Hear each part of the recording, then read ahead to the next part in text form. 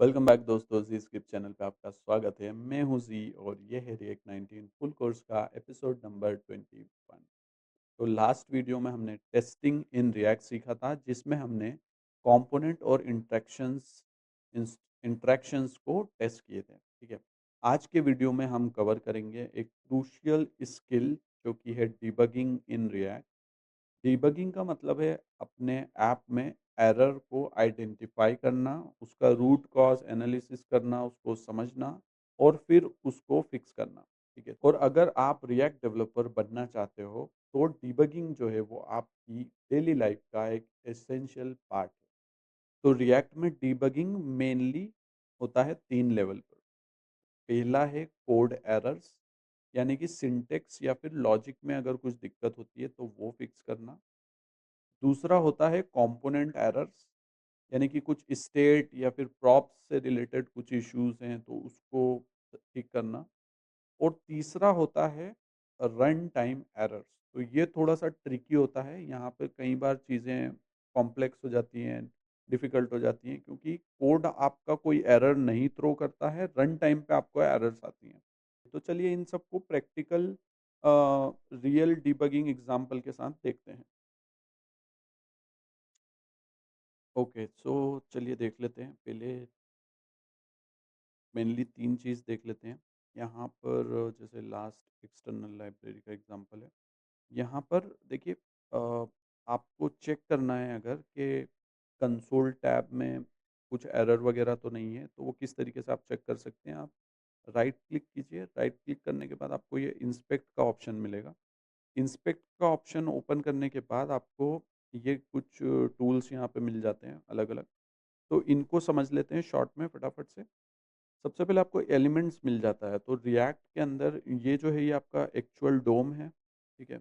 Document object model जिसको बोलते हैं, जो एक ट्री जैसा स्ट्रक्चर होता है। जैसे कि आप देख सकते हैं ये एचटीएमएल है, इसके 2 चाइल्ड हैं, हेड और बॉडी, और उसके फर्दर चाइल्ड हैं, तो ये डोम आप पढ़ सकते हो अलग से। ये एक्चुअल डोम जो आपका एचटीएमएल रन होता है वो वाली चीज़ है यहाँ पे। ठीक है। तो इसके अलावा रिएक्ट में जो होता है वो वर्चुअल डोम का कॉन्सेप्ट होता है, तो इसका एक टूल भी आता है, वो भी हम देख लेंगे। इसके अलावा नेक्स्ट होता है कंसोल। तो कंसोल के अंदर आपको अगर कुछ डिबगिंग में आपने कंसोल किया है, जैसे ये एक्सटर्नल लाइब्रेरी वाले कंपोनेंट्स में हमने ये कंसोल लॉग यूज़र वाली स्टेट का कंसोल करवा रखा है, कि यूज़र में क्या डेटा आता है। तो ये हमें यहाँ पर इसके कंसोल मिल रहे हैं। शुरू में वो 0 0 थे, एंड उसके बाद फिर वो जब सेट हो गया होगा एपीआई से, तो ये उसका डेटा किस तरीके से स्टेट में सेट हो गया वो यहाँ पर कंसोल में हमें दिख रहा है। इसकी कीज़ वगैरह क्या है वो भी आप देख सकते हो इधर कंसोल में, अलग अलग ऑब्जेक्ट में जियो और ये सारी चीज़ें हैं। तो कंसोल इस तरीके से चेक करने के काम आता है। आप कहीं पर भी कंसोल वाला स्टेटमेंट लिख सकते हो, जैसे कि इधर देख लेंगे हम। यहाँ पर ये कंसोल स्टेटमेंट लिखा हुआ है। आप किसी भी जगह पे लिख सकते हो, देन के अंदर लिख सकते हो, यहाँ पर कहीं सेट यूज़र के पहले लिख सकते हो, कहीं पे भी आप यहाँ पर कहीं कंसोल लिख दीजिए। ठीक है। तो उस तरीके से ये आता है यूज़ करने के लिए। कहीं उस जगह पे कोड एग्जीक्यूशन हो रहा है या नहीं हो रहा है, तो लोग ब्लैंक कंसोल या इस तरीके से कुछ स्ट्रिंग वाले कंसोल भी लगाते हैं, जिसमें लिख देते हैं कि भाई ये देन ब्लॉक है।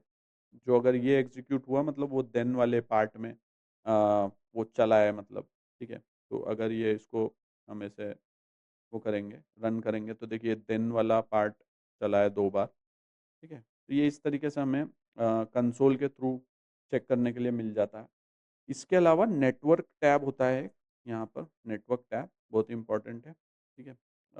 इसके अंदर क्या होता है, कोई भी अगर एपीआई कॉल होती है तो हमें यहाँ पे दिखती है। जैसे कि इसको रिफ्रेश करेंगे तो यहाँ पे एपीआई कॉल हुई है। यूज़र्स की एपीआई है। ये Jason place holder type code user, यहाँ से typecode.com यूज़र्स का डेटा लेके आ रही है। प्रीव्यू में आपको ये फॉर्मेटेड डेटा मिल जाएगा प्रॉपर जेसन फॉर्मेट में। रिस्पॉन्स के अंदर आपको इसका रॉ डेटा मिल जाएगा, किस तरीके से वो है। प्रीव्यू में ईज़ी हो जाता है थोड़ा समझने के लिए। तो ये अपना नेटवर्क टैब हो गया। इसके अंदर ये एपीआई ने क्या स्टेटस रिटर्न करा है, क्या स्टेटस कोड है, और कितनी देर लगी है उसको रन होने में, कितना साइज़ है, कितना डेटा रिटर्न करा है, 0.8 केबी, 305 मिलीसेकंड। इस तरीके से चीज़ें मिल जाएँगी यहाँ पे। सोर्स होता है, सोर्स में आप सारे कंपोनेंट्स का सोर्स कोड देख सकते हो, यहाँ पे सर्च करके आपको कोई काउंटर वाला कंपोनेंट का कोड चेक करना है, अलग-अलग जो भी कंपोनेंट का कोड चेक करना है, आप ये कंट्रोल पी यहाँ पे प्रेस करके और वो कोड भी देख सकते हो यहाँ पे सर्च करके, ठीक है? अब आ जाता है परफॉर्मेंस वाला टैब, तो ये आप सेपरेटली बाद में चेक कर सकते हो, पेज वगैरह का परफॉर्मेंस देखने के लिए मेमोरी वाला होता है। कुछ एक एप्लीकेशन का इम्पोर्टेंट होता है, यहाँ पर कुछ सर्विस वर्कर या स्टोरेज वगैरह की इन्फॉर्मेशन भी आपको मिल जाती है। लोकल स्टोरेज में अगर आप कुछ सेव कर रहे हो तो यहाँ लोकल स्टोरेज में की वैल्यू के फॉर्म में आपको देखने के लिए मिल जाता है, और भी कई एडवांस यहाँ पे फीचर्स अवेलेबल हैं, जो बैकग्राउंड सर्विसेज, डेटाबेस लेवल की चीज़ें और उन सब चीज़ों के लिए है। कमेंट में करके बताइएगा कि क्या-क्या आपने इसमें से यूज़ किया हुआ है? इन सारे फीचर्स में से क्या-क्या फीचर आपने ऑलरेडी यूज़ किए हुए हैं, ठीक है? तो ये मेनली होता है, इसके अलावा होता है एक रिएक्ट डेव टूल, ठीक है? तो आपको यहाँ जाना है क्रोम वेब स्टोर के ऊपर, उसके लिए क्रोम वेब स्टोर पे जाके आप यहाँ पर सर्च कीजिए React dev tool, React developer tool, ठीक है? तो ये आपको एक्सटेंशन यहाँ पर मिलेगा, इसको ऐड कर लीजिए, ऐड टू क्रोम, ठीक है? मैं ऐड कर लेता हूँ इसको यहाँ पे। ऐड टू क्रोम करने के बाद ये यहाँ पे आपको देखने को मिल जाएगा इधर। इसको आप यहाँ से पिन कर लीजिए। अब इधर जब आप आएँगे यहाँ पर, मेबी आपको रिफ्रेश करना पड़ेगा, तो ये देखिए इसका आइकन चेंज हो गया है। तो यहाँ आपको ये चीज़ मिल जाएगी कि this page is using the development build of react, not that the development build is not suitable for production. तो ये इसने एक डिस्क्लेमर सा दिया है यहाँ पे हमें, एंड यहाँ पर हमें दूसरी चीज़ें देखने को मिल जाती हैं। मैं इसका नया टैब एक ओपन कर लेता हूँ, ठीक है? यहाँ मैंने नया टैब ओपन कर लिया है इसका। The page does not appear to be using React, ठीक है। तो देखिए जैसे ही आप वो नए टैब में इसको ओपन करेंगे, यहाँ 2 नए ऑप्शंस आपको मिल जाएँगे। एक प्रोफाइलर है, एक कंपोनेंट है। प्रोफाइलर इम्प्रूवमेंट्स के लिए आपको एनहांस करना है या आपकी स्पीड को इम्प्रूव करना है, उसके लिए जनरली यूज़ होता है। यहाँ पर आप देख सकते हैं कितनी देर में क्या री-रेंडर हो रहा है और दूसरी प्रोफाइलिंग वगैरह चेक कर सकते हैं। कंपोनेंट वाला जो है वो पार्ट हम मेजरली यूज़ करने वाले हैं, जो हमें काफ़ी हेल्प करता है, ठीक है? तो देखिए ये क्या करता है कि ऐप के अंदर ये सारे कंपोनेंट का ट्री रिएक्ट के फॉर्म में किस तरीके से कंपोनेंट हम यूज़ कर रहे हैं, वो सारी चीज़ें हमें यहाँ पर ड्रॉ करके दे देता है। जैसे सबसे पहले हमारा ऐप कंपोनेंट है, इसके अंदर क्या प्रॉप्स हैं, यहाँ पर कोई ऐसे मेजर प्रॉप्स नहीं है। एक्सटर्नल लाइब्रेरी के अंदर क्या प्रॉप्स हैं, कोई प्रॉप्स पास नहीं हुए हैं, बट स्टेट यहाँ पर है। स्टेट के अंदर सर्टेन डेटा हमने जो यूज़र का डेटा सेट किया हुआ है वो है। यूज़ इफ़ेक्ट इफ़ेक्ट यहाँ पे आ गया है, ठीक है। अब देखते हैं इसके अंदर मैं यहाँ से डेटा जो है ये पास कर लेता हूँ कुछ तो। वर्ज़न करके पास कर लेता हूँ, ठीक है। स्ट्रिंग टाइप का, यहाँ मैं इसको कंसोल भी करवा लेता हूँ, ठीक है। ये मैंने कंसोल करवा लिया है इसको। अब यहाँ से मैं एक वर्ज़न करके पास कर देता हूँ, इसकी वैल्यू है 1.0.1, ठीक है। जस्ट चेक करने के लिए अब हमने इसको रिफ्रेश किया, यहाँ पर देखिए कुछ एरर भी आ गई है। तो इस तरीके से आप चेक कर सकते हैं। Uncaught reference version is not defined, ये कहाँ से एरर आ रही है, ये भी आपको ट्रेसेस यहाँ पे मिल जाते हैं। आप इस पे क्लिक करेंगे तो आपको ये वर्जन्स ये दिख जाएगा कि वर्जन इज़ नॉट डिफाइंड, ठीक है। तो ये इधर से मैं देख लेता हूँ, ये इसने यहाँ से वर्जन को, क्योंकि हमने टाइपस्क्रिप्ट के फॉर्म में डिफाइन नहीं किया था, तो इसलिए वो दे रहा था। तो इस तरीके से हमने उसको फिक्स कर दिया है। फर्स्ट वाला ये प्रॉप्स का वेरिएबल और इसका जो टाइप है वो वर्जन का यहाँ पे डिफाइन कर दिया। आप चाहें तो सिंपली यहाँ पर कुछ एनी भी कर सकते हैं टेस्टिंग के लिए, तो वो भी आपका चल जाएगा। तो देखिए यहाँ पे ये चल गया है हमारा। ये वर्जन भी हमें यहाँ मिल गया है। अब इसको देख लेते हैं कंपोनेंट वाले यहाँ पर, ठीक है। तो ऐप के अंदर स्टिल प्रॉप्स हमने कुछ नहीं भेजा है। यहाँ पर देखिए एक्सटर्नल में हमने यहाँ पे एक्सटर्नल लाइब्रेरी वाला जो कंपोनेंट, यहाँ वर्जन हमने यहाँ भेज दिया है। तो ये वर्जन यहाँ पर मिल गया है, ठीक है। अगर मैं इसको चेंज कर देता हूँ, 1.0.2 कर देता हूँ। देखिए कंसोल भी यहाँ पे आ गए हैं 1.0.2 के, है ना? अभी यहीं राइट अवे अगर आपको देखना है, यहाँ पर मैं कंसोल नीचे से ले आता हूँ इधर। तो देखिए कंसोल इधर है और यहाँ पर ये कंपोनेंट वाला पार्ट है। अगर ये आपका दिख नहीं रहा है आपको, तो यहाँ से भी आप कर सकते हैं। तो कंसोल ड्रॉअर करके, तो ये आपको आधे में कंसोल और आधे में कंपोनेंट दिख जाएगा। यहाँ पर आप इसको जैसे-जैसे चेंज करेंगे, 1.1.2 कर देता हूँ मैं। देखिए री-रेंडर होके ये यहाँ पे अपडेट हो गया है। ठीक है? तो इस तरीके से आप कुछ-कुछ प्रॉपर्टी को अपडेट भी कर सकते हो किसी कंपोनेंट की, कि उस कंपोनेंट की वैल्यू, पर्टिकुलर वैल्यू अगर आप पास करोगे तो वो किस तरीके से वो कंपोनेंट बिहेव करेगा। वो सारी चीज़ें भी आप यहाँ से सेट करके चेक कर सकते हो। ठीक है? तो आपको क्या है, बार-बार कोड में जाके चेंज नहीं करना पड़ेगा। फाइनली यहाँ पर से पूरा प्रॉप्स वगैरह से कंपैटिबिलिटी चेक करके उसकी सेट कर लीजिए, किस तरीके से बिहेव कर रहा है कंपोनेंट, आपका कोड वो चेक कर लीजिए एंड उसके बेसिस पे आप फाइनल कोड जाके लिख सकते हैं। ठीक है? तो ये हमारा हो गया।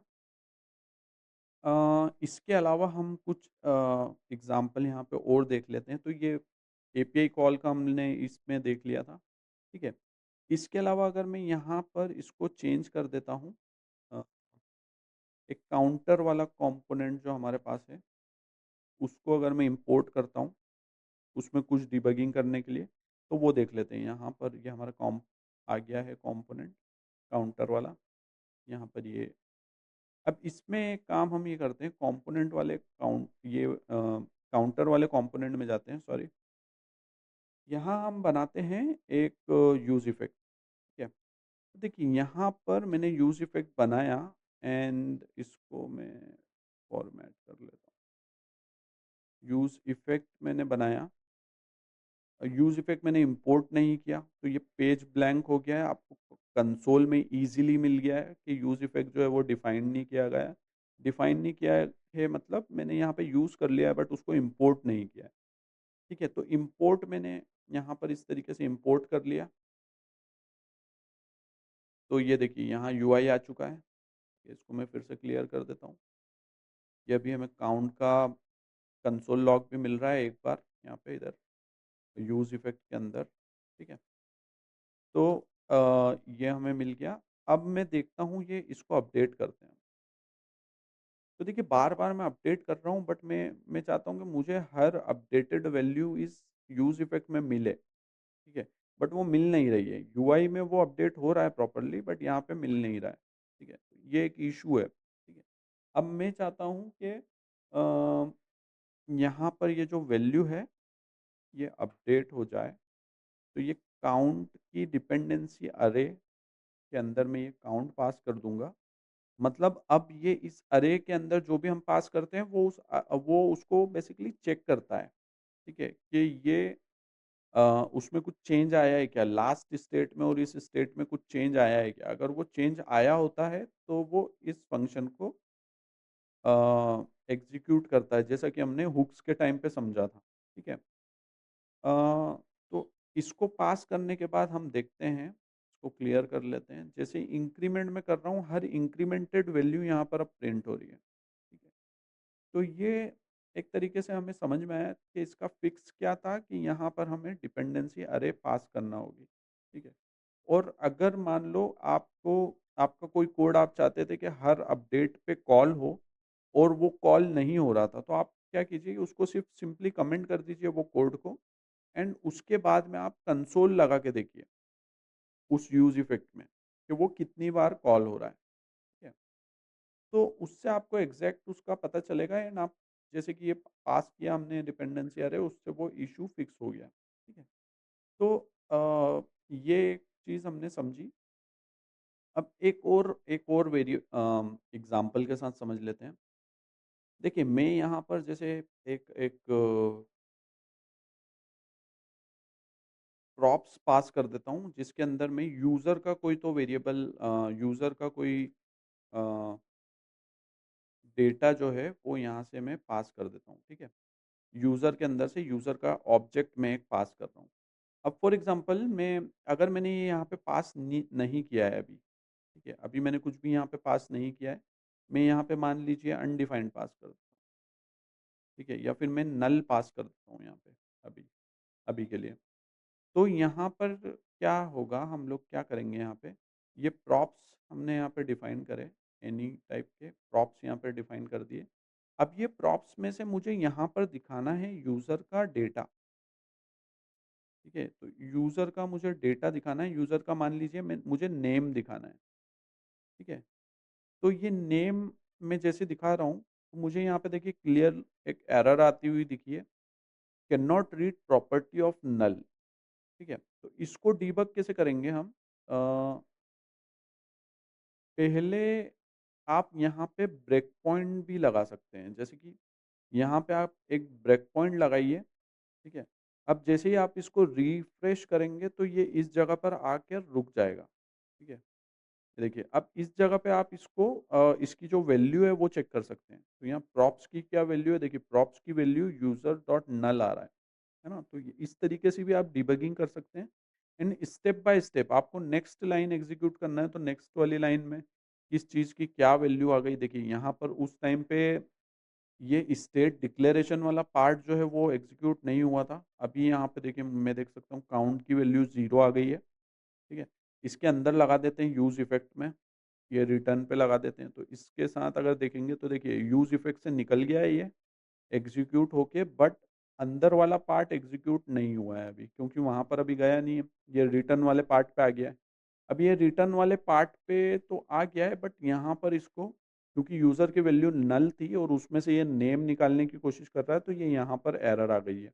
तो इसने कितना क्लियरली बताया है कि किस जगह पर एरर आई है, ठीक है? तो यहाँ हमें मिल गया है क्लियरली कि ये वाला जो, क्योंकि ये नल था, हमने यहाँ पे ब्रेक पॉइंट लगा के चेक भी कर लिया है उसको। हम चाहें तो यहाँ पर कंसोल लगा के भी देख सकते हैं, अगर आपको ब्रेक पॉइंट नहीं लगाना है, यहाँ पे कंसोल लगा लीजिए सिंपल प्रॉप्स के लिए। जैसे ही आप कंसोल लगाएंगे तो भी आपको ये चीज़ें मिल जाएंगी, देखिए ये सेम चीज़ जो उधर दिखी थी वो यहाँ दिख गई है, यूज़र नल आ गया है यहाँ पे, ठीक है? तो हमें समझ में आ गया है कि जब यूज़र नल है तो उसमें से नेम तो निकलेगा नहीं, उसमें से उसको तो गेट कर नहीं सकते हैं। तो यहाँ पे एक इसका फिक्स हो सकता है कि हम ऑप्शनल चेनिंग भी लगाएँ, जिससे ऑप्शनल चेनिंग से क्या होता है कि आपका कोड भले ही वहाँ यूज़र का नेम नहीं आएगा, बट वो कोड ब्रेक नहीं होएगा आपका, ठीक है? तो ये एक फिक्स हो गया, मतलब एक तो सेफ कंडीशन हमने लगा दी है। इसके अलावा हम ये भी देख सकते हैं, अब यहाँ पर जब यूज़र पास करेंगे तो ये यहाँ पर प्रॉपर्ली डेटा आ जाएगा। तो ये ऑप्शनल चेनिंग के थ्रू हमने कोड को और रोबस्ट बना दिया है, मतलब आपका चाहे वो वैल्यू नल आए या अनडिफाइंड आए या कुछ भी आए, आपका कोड तो रन होगा। ये अलग बात है कि वहाँ पे यूज़र का नेम नहीं दिखेगा। चाहें तो आप यहाँ पर कुछ फॉलबैक लगा सकते हैं, नो यूज़र, ठीक है? अब जब इस जगह पे अगर नल पास करेंगे तो यहाँ पर देखिए नो यूज़र फॉलबैक वाली कंडीशन में आ गया है। अगर ये नहीं मिला तो ये और कंडीशन के साथ ये वाला कोड एग्ज़ीक्यूट हो जाएगा। ऐसा कुछ आप कर सकते हैं, ठीक है? या फिर अगर आप यहाँ से वैसे डेटा मिल ही जाएगा तो इस तरीके से आपको डेटा यहाँ पर आ ही जाएगा। बट ये तो मैंने स्टैटिक डेटा के साथ समझाया। फॉलबैक वगैरह भी जब काफ़ी अच्छा यूज़फुल रहता है, जब आपका डेटा अगर एपीआई वगैरह से आ रहा है तो। ठीक है? तो ये एक था, हमेशा कंसोल लॉग लगाइए जिससे आपको पता चलेगा कि कौन-सा कोड आपका एग्ज़ीक्यूट हो रहा है, कब एग्ज़ीक्यूट हो रहा है, कौन-सा पहले एग्ज़ीक्यूट हो रहा है, कौन-सा बाद में एग्ज़ीक्यूट हो रहा है। तो वो फ्लो समझने के लिए कंसोल लॉग बहुत इम्पोर्टेंट होते हैं, ठीक है? तो हर जगह पे वो लगाइए, उससे समझ में आता है, ठीक है? तो गाइज़ आज के वीडियो में हमने सीखा डीबगिंग के बेसिक कॉन्सेप्ट, ठीक है? क्रोम डेव टूल्स देखे, इंस्पेक्ट नेटवर्क वगैरह वो सब देखा। कॉमन एरर जो होती हैं वो देखे, और डीबगिंग के थ्रू, कंसोल लॉग के थ्रू हम किस तरीके से चीज़ों को डीबग कर सकते हैं वो चीज़ समझी, ठीक है? और बेस्ट डीबगिंग प्रैक्टिसेस क्या होती हैं वो चीज़ हमने देखी है, ठीक है? तो नेक्स्ट वीडियो में हम कवर करेंगे रिडक्स। रिडक्स बहुत इम्पोर्टेंट टॉपिक है। अगर आपको ये वीडियो पसंद आया हो तो गाइज़ लाइक कीजिए, कमेंट कीजिए और सब्सक्राइब करना मत भूलना, ठीक है? तो मिलते हैं नेक्स्ट एपिसोड में, टिल देन हैप्पी कोडिंग, इस बार हैप्पी डिबगिंग।